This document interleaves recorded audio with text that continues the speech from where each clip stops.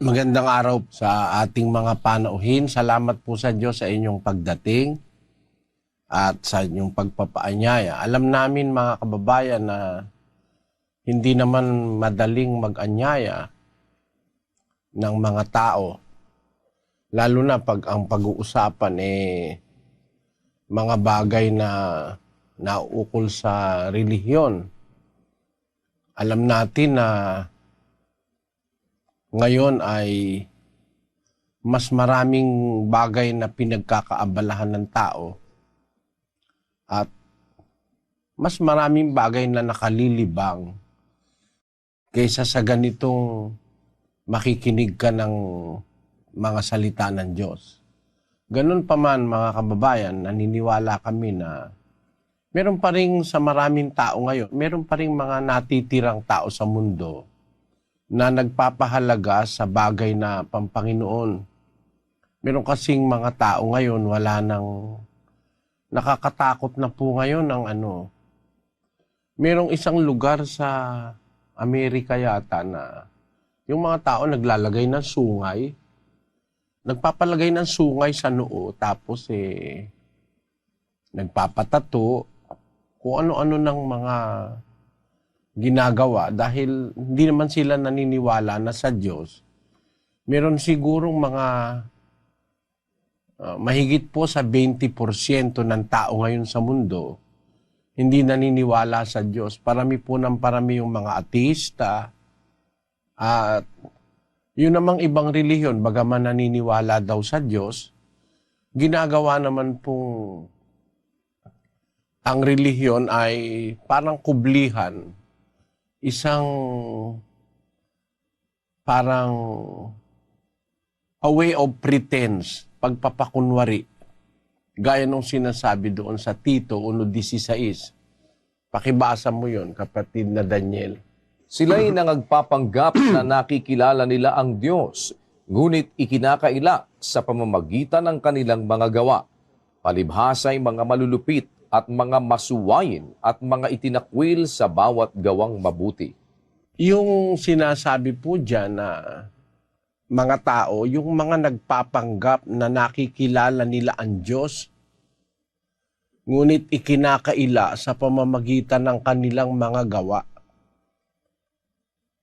So, ang bibig, ang salita nila, meron silang Diyos. Pero kung titingnan mo yung gawa, wala silang Diyos. Malulupit, masuwain, mga itinakwil sa bawat gawang mabuti. Pakibasa mo nga yun sa Hiligay noon, kapatid na Jerry. Nagatud-ad sila nga nagakilala sila sa Dios. Apang sa ila mga buhat, ginapanghiwala nila siya. Sila mga kalangil-aran, di masinulundon, di takos sa bisan ano nga maayong buhat. Ayon, nagatuad sila nga nagakilala sila sa Diyos. Apang sa ilang mga buhat, ginapanghiwala nila siya. Ayon. Merong mga tao na sa bibig lang, sa salita lang merong Diyos. Pero kung titingnan mo yung kanilang ginagawa, wala kang makikitang Diyos sa kanilang buhay. Kaya po, salamat sa Diyos, meron pa rin tayong mga kababayan kagaya ninyo na nakukumbida natin sa pag-uusap na ukol sa Diyos. Kasi marami pong mga wala namang interest dyan gaya nung sinabi ng Panginoong Hesus doon sa 8:47 ng Juan. Ang sa Diyos ay nakikinig ng mga salita ng Diyos. Dahil dito'y hindi ninyo dinirinig sapagkat kayo'y hindi sa Diyos. Yung ang wikang sa Diyos ay nakikinig ng mga salita ng Diyos. Dahil dito'y hindi ninyo dinirinig sapagkat kayo'y hindi sa Diyos. Meron pong pagkakakilanlan tayo sa mga taong meron pang pagka-Diyos sa buhay, meron pang Diyos na kinikilala. Nagkakaroon sila ng nasa na makinig ng salita ng Diyos. Pero ang sabi ng Panginoong Jesucristo, yung ayaw makinig, dahil dito'y hindi ninyo dinirinig sapagkat kayo'y hindi sa Diyos. Nakita nyo mga kababayan. Meron po talagang ayaw makinig. Kaya nagpapasalamat kami kung merong mga ilan tayong naanyayahan sa iba't ibang mga lugar na may kagustuhan pang makinig ng salita ng Diyos. Hindi naman kasi yan pangkaraniwan na ngayon sa mga tao na makinig ng salita ng Diyos.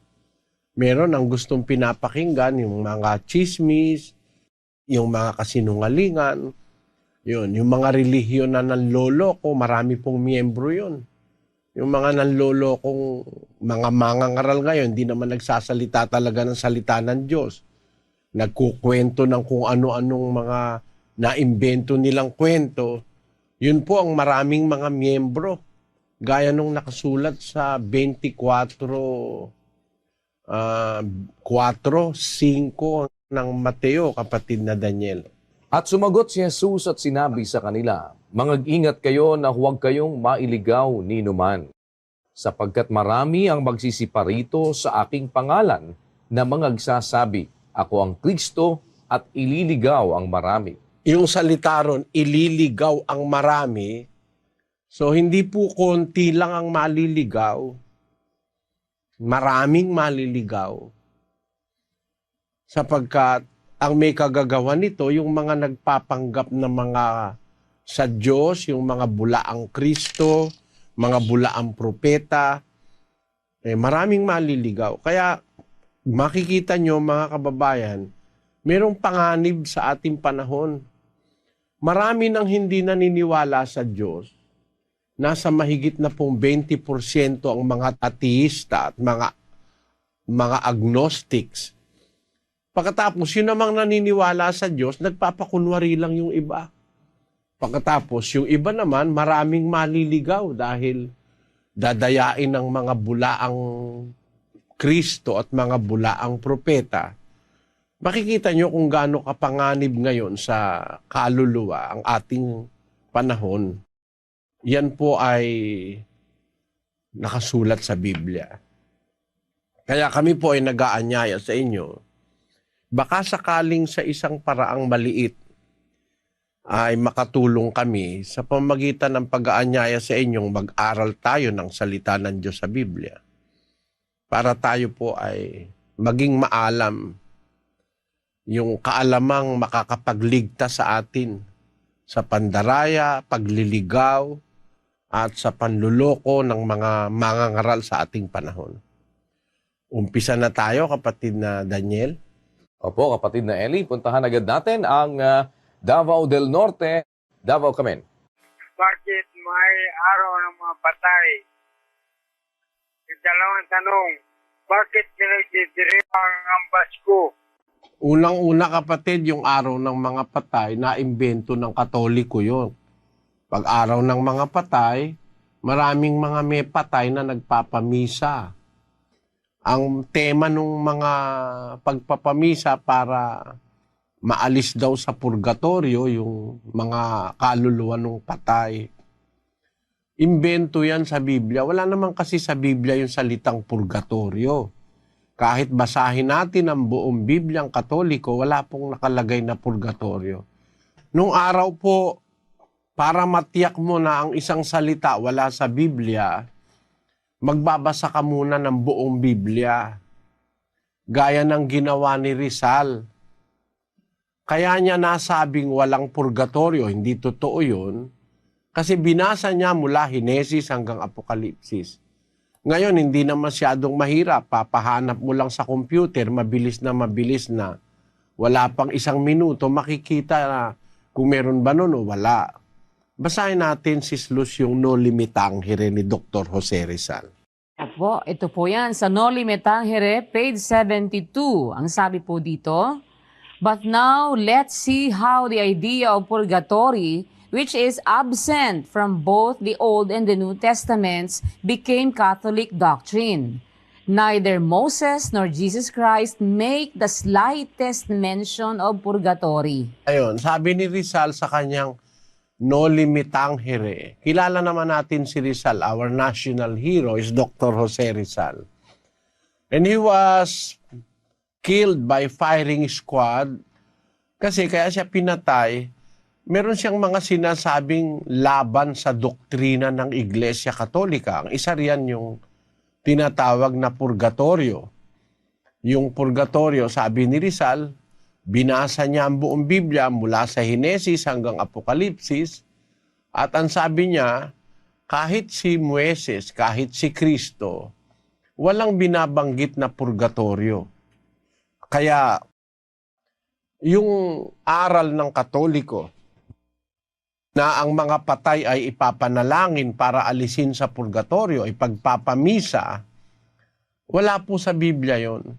Actually, miski sa Bibliang Katoliko, in fairness mga kababayan sa inyong sarili, sa inyong paniniwala, kung magbabasa kayo sa Bibliang Katoliko, yung salitang misa, wala po yun sa Bibliang Katoliko mismo, yung misa, yung pagpapamisa.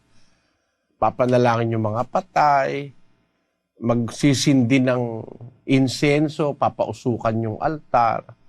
Yan po ay hindi tinuturo ng Biblia na merong ganyang seremonyang misa. Actually, mga kababayan, wag sana lang kayong magagalit, magbukas kayo ng isip.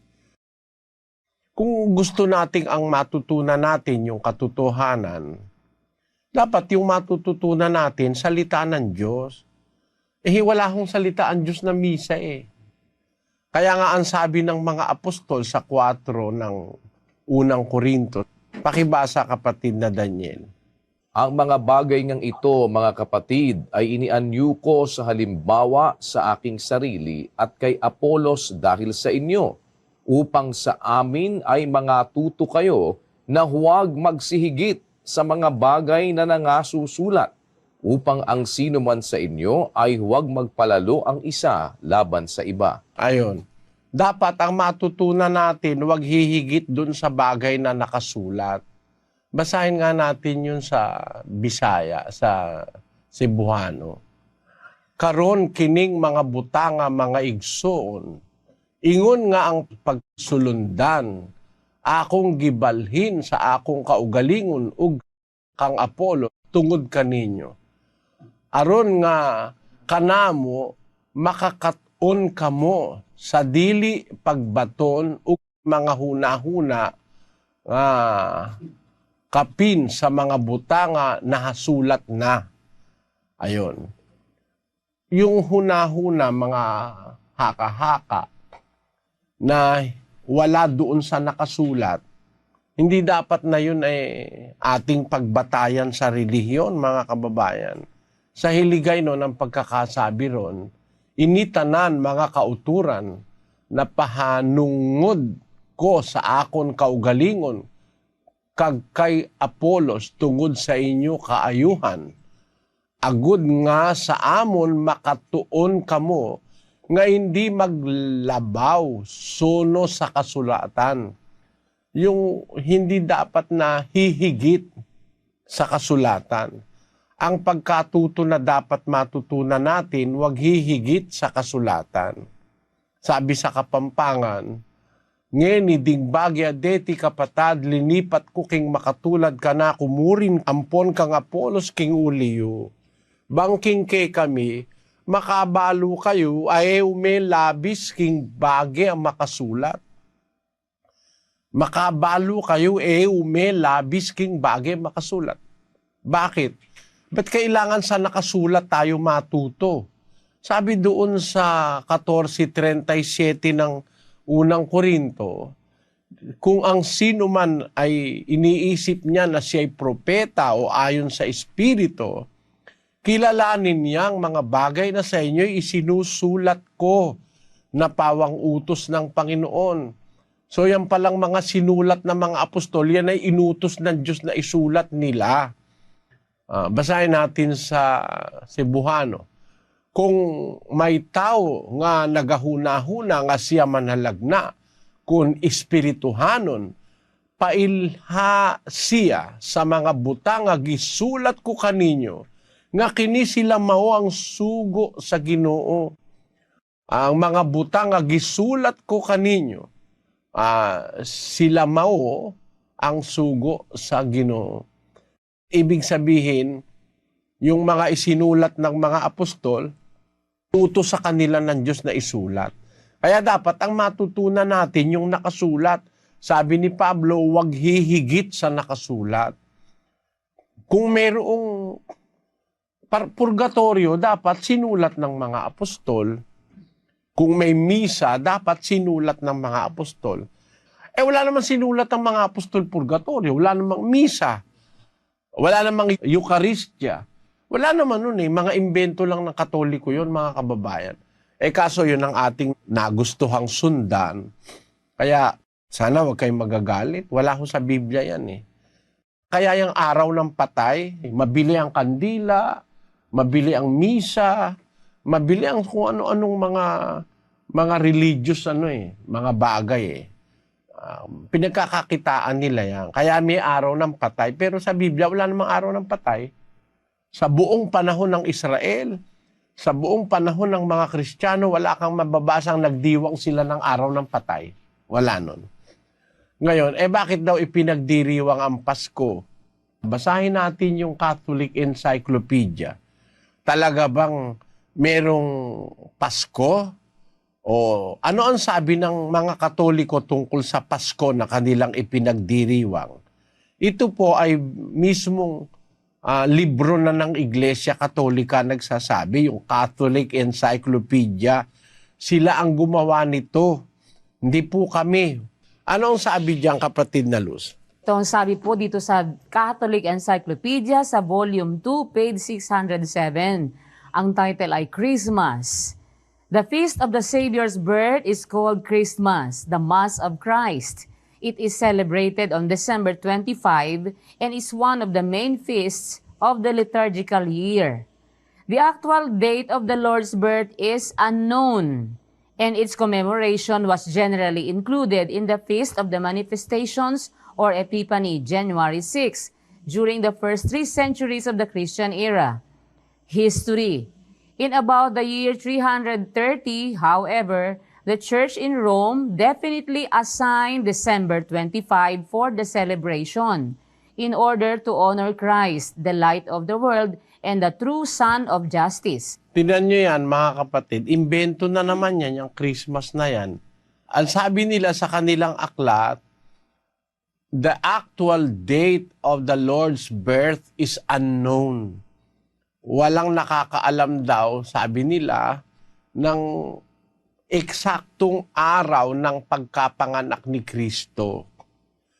Kaya nung mga unang kasaysayan ng Katoliko, ipinagdiriwang nila yan sa Epiphany, na kung ipagdiwang Enero 6. Pero noong anyo 330, however, the Church in Rome definitely assigned December 25 for the celebration. Ang Iglesia sa Roma ay itinakda nila ang wika yung Disyembre 25 para ipagdiwang yung Pasko o yung Misa ni Kristo. Christmas, Mass of Christ. Puro imbento talaga, wala sa Biblia eh. Walang batayan. Hindi naman pwedeng si Kristo ay panganak ng December 25, mga kababayan. Kasi, nung ipanganak si Kristo, meron pong mga pastor ng tupa doon sa Bethlehem na nagpapakain ng tupa nila sa gabi. Kaya ngayon ang nandoon sa awitin na kinakanta-kanta ng Katoliko yun eh. Sabi ron, the first Noel, the angel did say, was to certain poor shepherds in fields as they lay. In fields where they lay in keeping their sheep. Yon, tama yun eh. Meron talagang mga tupa doon sa bukid, pinapastor ng mga pastor, pinagpupuyatan sa gabi. Nung gabi na yon ipinanganak si Kristo. Basahin natin sa 2:7 ng Lucas. At kanyang ipinanganak ang panganay niyang anak na lalaki, at ito'y binalot niya ng mga lampin, at inihiga sa isang pasabsaban, sapagkat wala ng lugar para sa kanila sa tuluyan. At may mga pastor ng tupa sa lupain ding yaon na nangasa parang na pinagpupuyatan sa gabi ang kanilang kawan. At tumayo sa tabi nila ang isang anghel ng Panginoon. At ang kaluwalhatian ng Panginoon ay nagliwanag sa palibot nila at sila'y totoong nangatakot. At sinabi sa kanila ng anghel, "Huwag kayong mga takot sapagkat narito, dinadalhan ko kayo ng mabubuting balita ng malaking kagalakan na siyang sasabuong bayan. Sapagkat ipinanganak sa inyo ngayon sa bayan ni David ang isang tagapagligtas na siya ang Kristo, ang Panginoon." Nakita nyo, nung ipanganak si Kristo, ibinalita nung anghel na naipanganak na siya nung gabi na yon.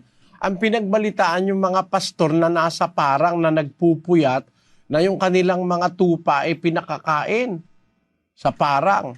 O paano magiging Disyembre yan? Samantalang pagka Disyembre, tinanin nyo ang itsura ng Bethlehem kung saan pinanganak si Kristo. Pagka Disyembre, Nobyembre pa lang umuulan na ng yelo dun sa Bethlehem. Pagka po Disyembre ay makapal na ang yelo dun. Mga kapatid, makapal na yelo. Pwede ba naman na si Kristo ipanganak ng Disyembre na makapalang yelo, yung mga tupa nandun sa bukid? Ano kakainin nun? Puro yelo. At saka yung mga pastor.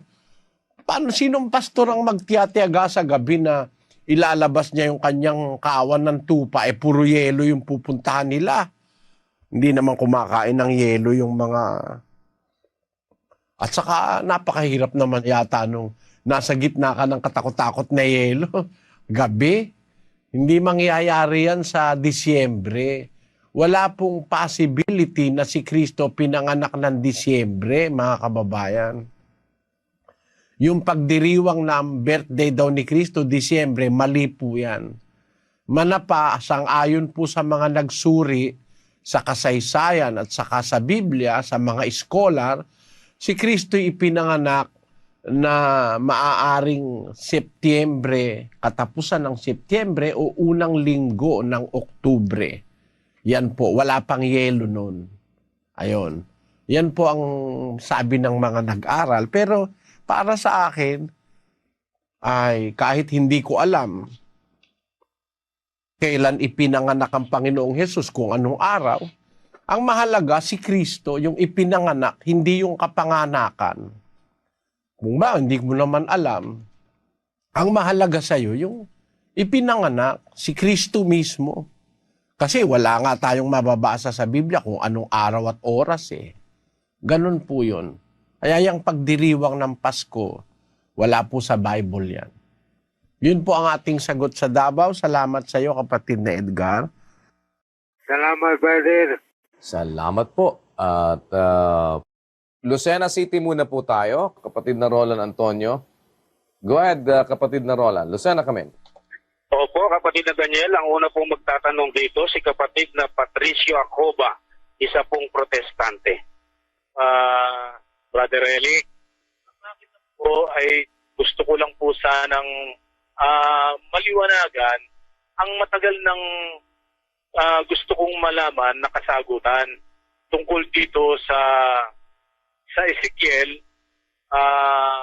1:4 hanggang 21. Particular po sa 1:4 kasi po nasusulat po dito ay yun po bang makapal na ulap na naliligid ng liwanag tuwing kikidlat ay may isang bagay na kumikislap parang makinang na tanso. Ito po ba ay isang spaceship na sa paniniwala po siguro naman ng marami po ng mga sighting sa mga iba-ibang mga bansa na nakakakita ang mga tao na iba na meron talagang lumilipad na nagliliwanag na minsan po ay nababalumpulan ng makakapal na ulap na meron talagang liliwanag sa paligid ng mga ulap na ito na siyang hindi may paliwanag din ng siyensya at ng tao na siyang nakakakita. Ngayon po ay ito pong kabuuan ng Ezekiel na 1:4 hanggang 21. Meron po kasi doon na nasusulat sa mga talatang ito na meron pong 4 na nilalang na ang bawat nilalang na ito ay may 4 na mukha. Tapos po ito ay ang kanilang mga binti ay tuwid. Tapos po ay may mga gulong, sa mga gulong na kung saan man hindi man sila pumihit ay nakakarating sila at nakakatungo sila kung saan sila matutungo. Ano po kaya ho ito? Mga galing po ba ito sa ibang planeta? Kasi marami na pong napagtanungan ako ng mga pastor, pare, ng mga religious leader, hindi rin po nila maipaliwanag sa akin. Nais ko lang po sana na panggaling sa inyong bibig ang paliwanag na matagal nang umugil-gil sa aking isipan na ito ay kung talagang ang Diyos ay nanggaling sa ibang planeta, sa ibang kalawakan. Gusto ko lang po sana na ito ay mawala sa aking paniniwala, sa aking isipan, na ang itong bagay na ito ay kagagawan ng ating Diyos Ama na siyang lumikha ng lahat ng bagay. Ito lamang po ang aking gustong maliwanagan. Salamat po ng marami sa inyo. Salamat po sa pagdalo nyo, kapatid. At salamat sa Diyos at merong ganitong pagkakataon. Una, ito po, kapatid, ay gusto kong maipaunawa sa inyo. Kung tayo po ay kahit kapiraso ay mag-aaral ng siyensya, ng astronomiya, makikita nyo ang isang katotohanan na nakasulat sa Biblia na kahit po makatuklas ng maraming planeta. Actually, ang atin pong alam na planeta nitong nakakaraang mga taon hanggang nitong bago pumasok ang ika-21 siglo, before the beginning of the 21st century, ang alam ng siyentipiko o ng mga astronomo, ang alam nila ay ang 9 na planeta sa ating solar system. Ang alam natin na planeta, mga 9. Ngayon, inalis nila sa kategorya ng planeta yung Pluto. Kaya 8 na lang po ang planeta. Mercury, Venus, Earth, Mars, Jupiter, Saturn, Uranus, Neptune. Yan po. Yan po ang nasa ating solar system. Ang ating pong solar system binubuo ng isang star, isang bituin, na yun na nga po ang ating araw, tapos ng 9 na planeta dati, na ngayon naging 8 ayon sa mga siyentipiko. Pero meron na po tayo ngayong kaalaman sa malalayo pang mga lugar ng galaxy. Nakarating na po ang pananaw ng Hubble Space Telescope as far as 13.7 billion light years away from the Earth. Maunlad na po ang siyensya ngayon, kapatid. Nakakita na rin sila ng mga planetary system sa iba't ibang mga galaxy. Pero ang isang katotohanan pong natutuklasan ngayon ng siyentipiko, wala pong planetang may buhay. Ang ratio o ang porsyento ng pagkakaroon ng planetang kagaya ng mundo ay halos imposible po sa ibang lugar ng universo.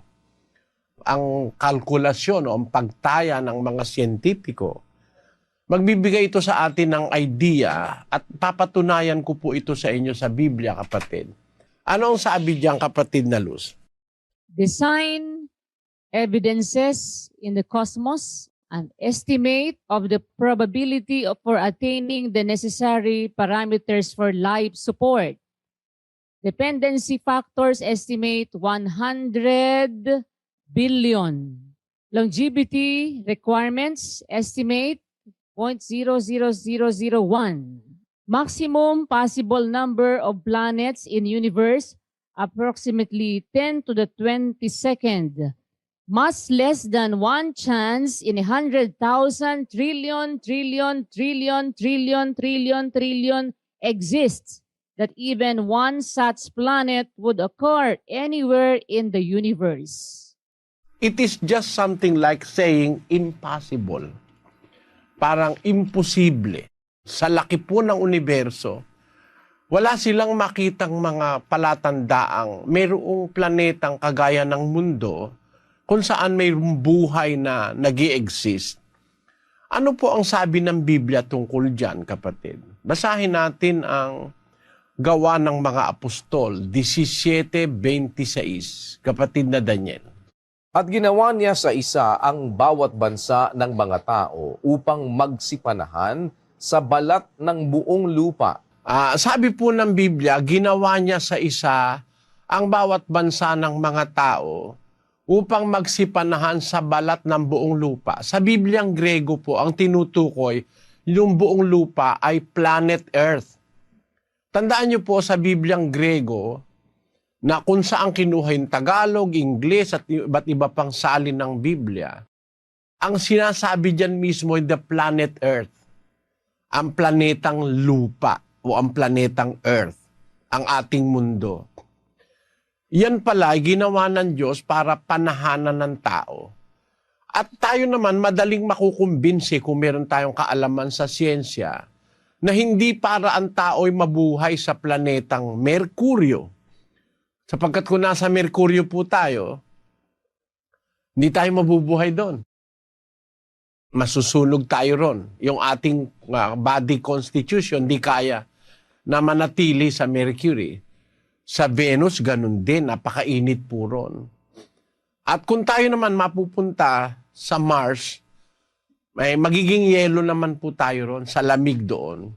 Lalo na doon sa mga outer planets na sinasabi. Yung Jupiter, Saturn, Uranus, Neptune, napakalayo na po sa araw noon. Hindi na po tayo mabubuhay doon. Ang mundo po'y tamang-tama lang, scientifically and biblically speaking. That's why I believe in the Bible. Kasi ang salita niya, eksakto, scientifically eh. Inilagay ng Diyos ang tao sa lupa. So wag po tayong mag-isip na merong manggagaling sa planeta Mars o kaya may manggagaling from far away galaxies pupunta rito para ang mga tao makakakita tayo ng mga UFO. Nakakatuwa naman. Hanggang ngayon po ang tawag diyan UFO, Unidentified Flying Object. Sinabing nakakatuwa. Kasi hanggang ngayon hindi nila mapatunayan yung kanilang huna-huna o yung haka-haka na yan ay galing sa ibang planeta. Wala pong ibang planetang panggagalingan ng mga UFO.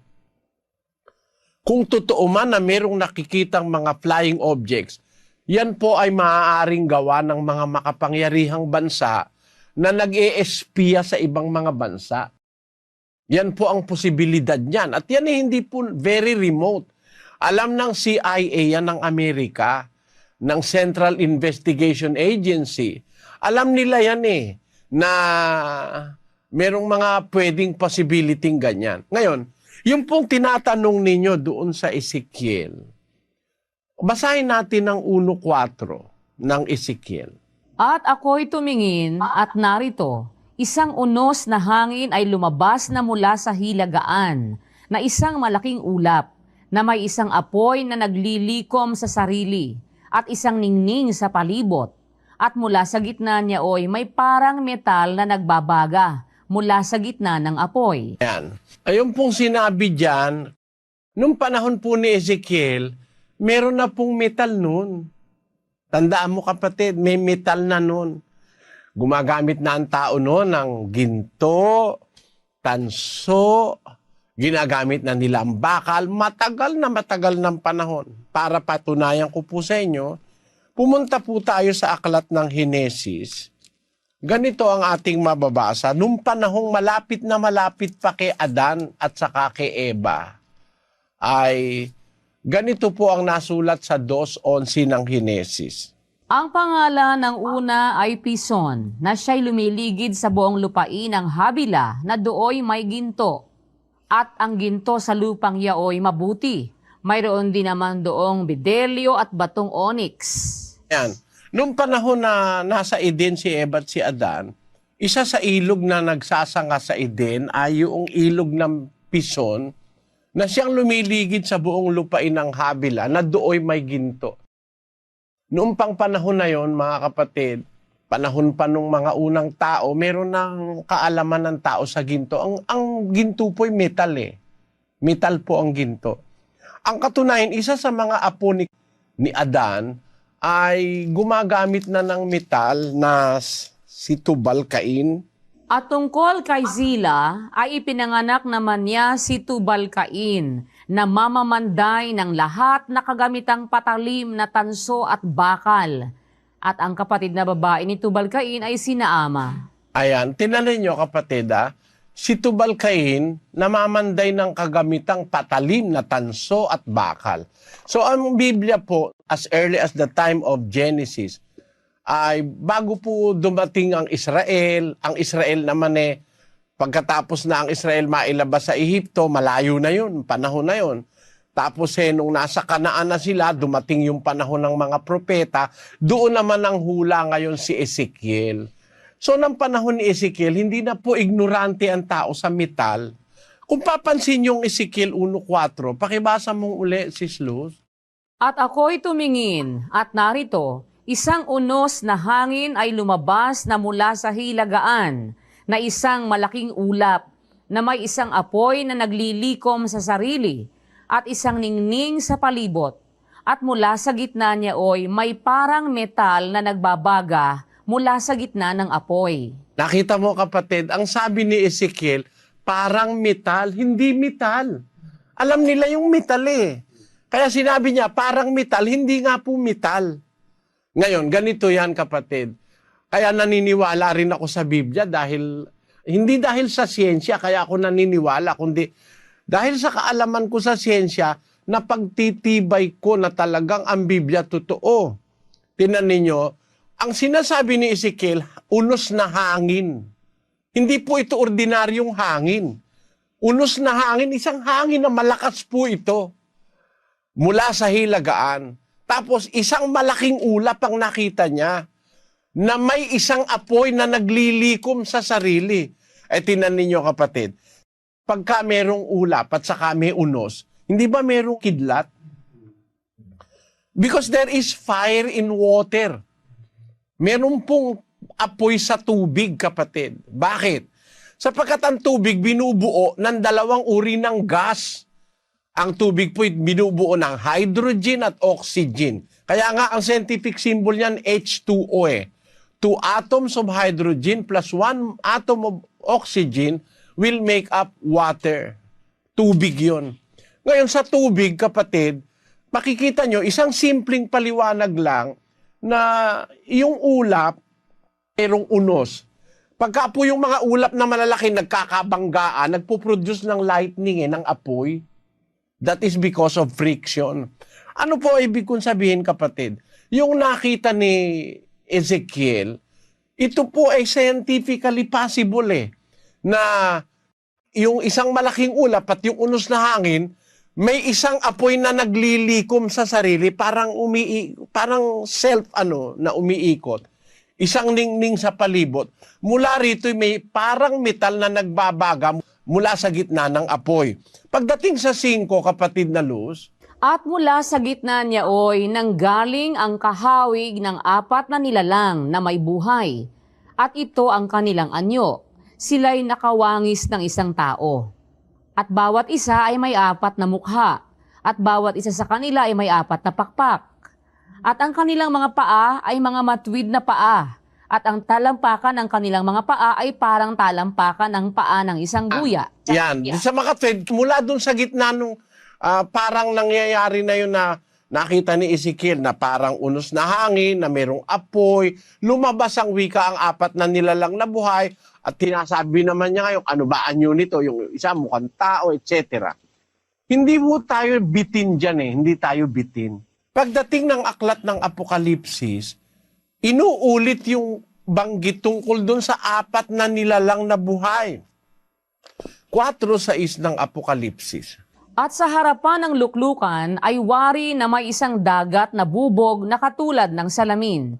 At sa gitna ng luklukan at sa palibot ng luklukan ay may apat na nilalang na buhay na puno ng mga mata sa harapan at sa likuran.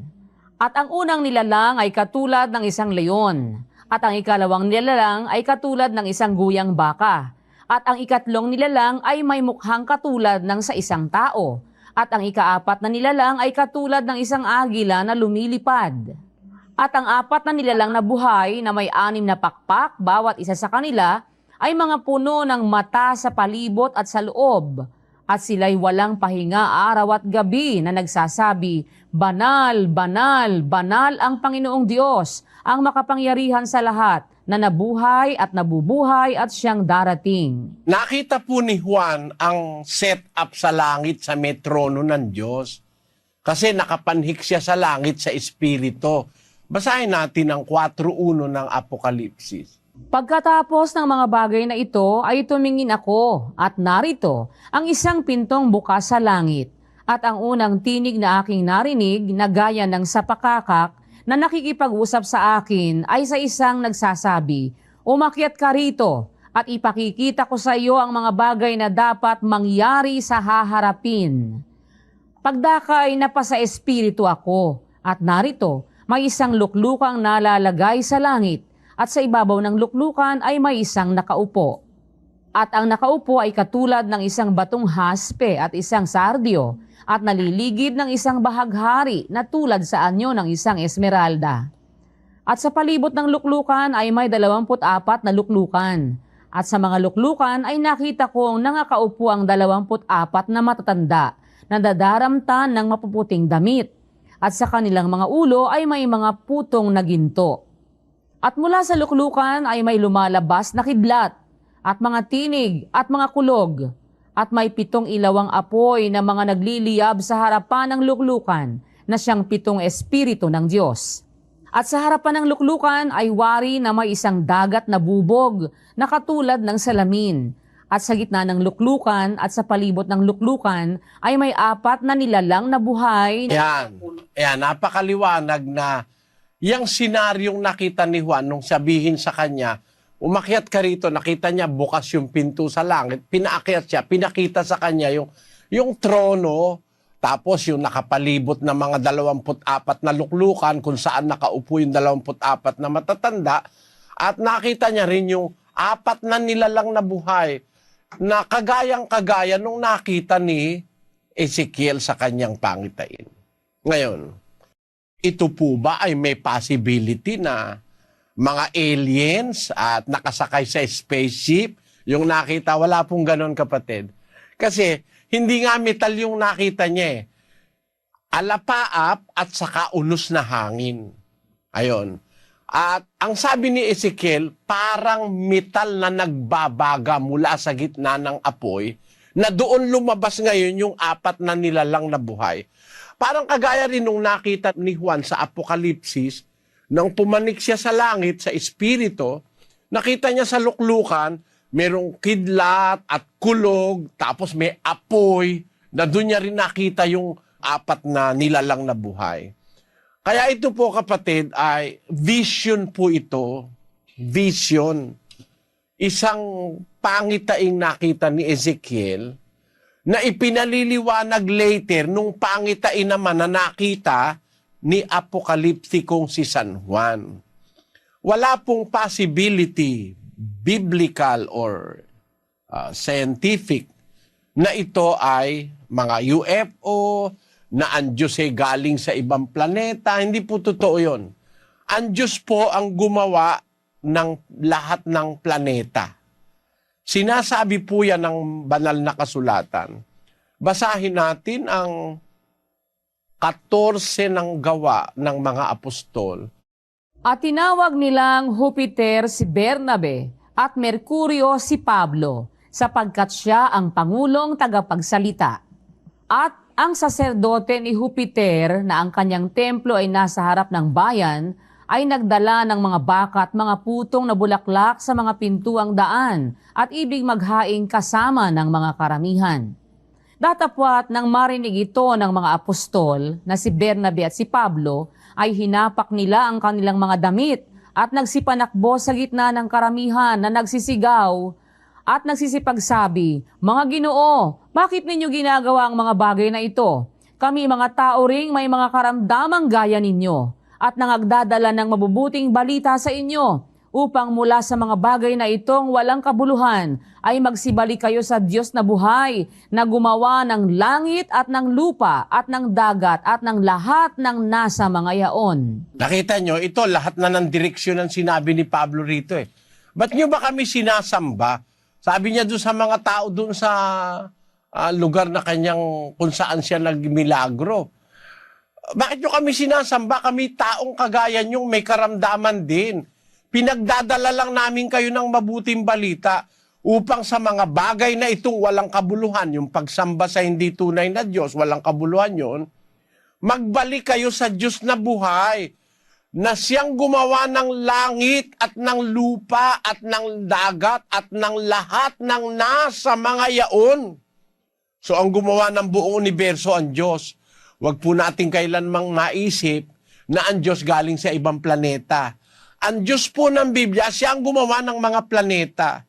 Siya ang gumawa ng langit at ng lahat ng mga bagay na nasa mga yaon. Kaya ano pa man ang makita natin sa universo sa darating, gawa ng Diyos lahat yan.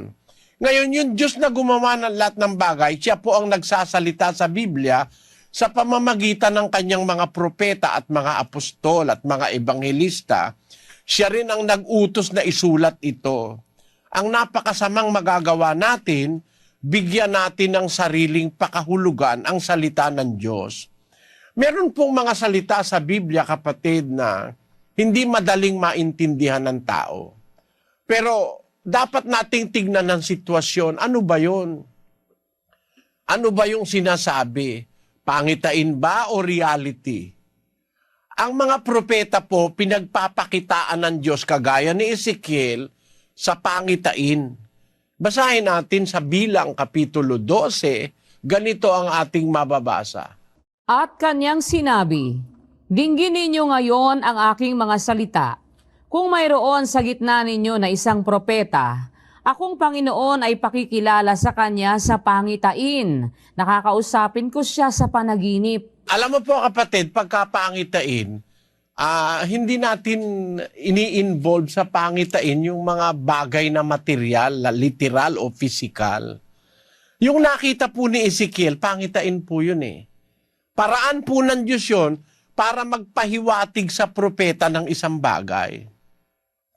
At dito po sa pinabasa niyong 1:4 hanggang 21, ito'y pangitaing nakita ni Ezekiel na ang tinutukoy po rito yung 4 na nilalang na buhay at kung anong sitwasyon sila naroroon. Parang isang ningning sa palibot, mula sa gitna nyo ay may parang metal na nagbabaga mula sa gitna ng apoy. Yon. At yan po ang pagsasalarawan niya dun sa 4 na nilalang na buhay. Na yung 4 na nilalang na buhay pala sa langit, ang tungkulin pala nun po ay magsalita lang ng sinasabi niyang araw at gabi na nagsasabi. Basahin na nga natin yung 4:8, Sis Luz. At ang 4 na nilalang na buhay na may 6 na pakpak bawat isa sa kanila ay mga puno ng mata sa palibot at sa loob, at sila'y walang pahinga araw at gabi na nagsasabi, "Banal, banal, banal ang Panginoong Diyos, ang makapangyarihan sa lahat, na nabuhay at nabubuhay at siyang darating." 9. At pagka ang mga nilalang na buhay ay nangagpupuri at nangagpaparangal at nangagpapasalamat sa nakaupo sa luklukan, doon sa nabubuhay magpakailan-kailanman, ang 24 na matatanda ay mangagpapatira pa sa harapan niyaong nakaupo sa luklukan. Yung palang 4 na nilalang na buhay, yun po palang ginagawa lang nun sa langit, walang tigil na pagpupuri sa Diyos. Sinasabi nila, banal, banal, banal. Ang Panginoon Diyos, ang makapangyarihan sa lahat, nabuhay at nabubuhay at darating, nagpupuri sila araw at gabi, nagpapasalamat sila sa Diyos. Wala silang ibang ginagawa. Alam nyo, ito isang senaryo sa langit na nakita ni Juan, na sa langit mayroong forever na nagsasalita ng kapurihan ng Diyos. At ito, napakagandang aral po sa Biblia ito. Bakit kailangan yung 4 na nilalang na buhay? Walang katigil-tigil na ulit-ulit na nagpupuri, walang katigil-tigil yon magpakailanman. Yan po. Meron pong isang magandang karunungan sa Biblia riyan. Pinakikita ko lang sa inyo yung binabasa po sa Ezekiel 4:21. Pagsasalarawan ng isang katotohanan ng nakita ni Ezekiel sa pangitain tungkol sa 4 na nilalang na buhay, na nakita rin ni Apostol Juan sa panahon ng mga apostol, sa pangitain naman sa Apokalipsis. Nagpapakita lang po ito ng bagay sa langit. Sa langit po ito, kapatid. Hindi dito sa Earth's atmosphere. Hindi po dito ito sa, para magkaroon tayo ng hinala na ito UFO. Huwag po kayong naniniwala sa UFO, kapatid, na yan ay galing sa ibang planeta. Huwag po kayong naniniwala sa ganun. Kasi alam nyo, yung galing sa ibang planeta, pagpasok sa mundo, natutunaw na Kagaya halimbawa ng mga meteors, yung meteorites, pagpasok sa atmosphere ng mundo because of pressure and friction, halos matunaw-tunaw na yung mga meteors ano bang galing sa ibang planeta ang papasok sa ating mundo na makakapasok ng walang damage at pagkatapos maglilipad-lipad at makikita ng mga tao, Kaya nga sa mga picture ng UFO, wala akong nakitang picture na detalye. May detalye. Basta liwanag lang. Walang detalyado kang makita sa mga sinasabi nila, thousands upon thousands of sightings of UFO o yung tinatawag na unidentified flying object. It is true. It is unidentified. Di nila ma-identify Hindi nga masabi kung metal, kung plastic, kung ano Bakit? Hindi nga po na-identify hanggang ngayon Nangyayari lang sa atin, nagkakaroon tayo ng mga hinuha, mga kalkulasyon, na mga walang basis scientifically and biblically. Para sa akin po, ang pinakapangunahin yung Biblia. Kung nababasa sa Biblia, okay po sa akin yun. At yung nabasa nyo, nabasa ko rin po, awa ng Diyos, pero napansin ko ang sabi ni Ezekiel, parang metal. Hindi po metal, kapatid. Pag sinabing parang metal, hindi po metal. Marunong sila ng metal. Panahon pa ni Tubal-Cain, alam na nila metal. Hindi magkakamali si Ezekiel dahil siya'y sumusulat sa inspirasyon ng Espiritu Santo. Pag sinabi niyang parang metal, huwag natin ipalagay na metal. Ngayon, sana po naunawaan ninyo ako. Maraming salamat po sa inyong paliwanag na ito na nagbigay sa akin din ng liwanag. At ako po ay natulugod na sapagkat binigyan ninyo ng kasagutan ang matagal ko nang gustong maintindihan sa aking sarili na ito palang pangitay na ito ay this is not a reality but it is just only a vision. Kaya po, kagabi ito, Brother Reggie, ako po nagpapasalamat muli sa iyo sapagkat yung hindi po nasagot ng mga pastor, ng mga pare, ay nabigyan ninyo ng kasagutan. Kaya po ako'y malabis na humahanga po sa inyo at ako po ay naniniwala na isa nga po kayong tagapaglingkod ng ating Panginoong Diyos. Maraming salamat po muli. Salamat po sa Diyos, kapatid. Pagpalain nawa kayo ng Panginoon. Sa Diyos po ang kapurihan. Wala po sa akin. Nasa Biblia kasi isinagot ko Kaya ang Diyos din po ang nasa Kanya rin po ang kapurihan at hindi sa kanino man. Pagpalain nawa kayo ng Panginoon. Magandang gabi po.